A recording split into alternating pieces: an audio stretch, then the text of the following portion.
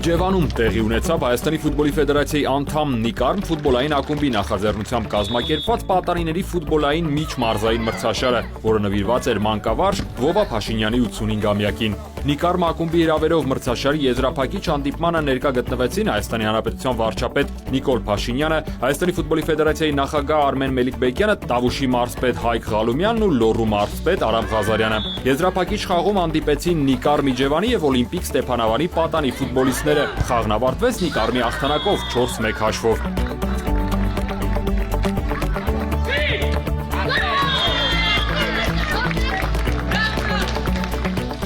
Հանդիպման ավարտից հետո մրցաշարի լավագույն ֆուտբոլիստները ստացան անհատական մրցանակներ, պարգևատրվեցին բոլոր ակումբների պատանի ֆուտբոլիստները, ինչպես նաև եզրափակչի մասնակիցներն ու մրցաշարում հաղթանակ տոնած Նիկարմ ակումբի սաները։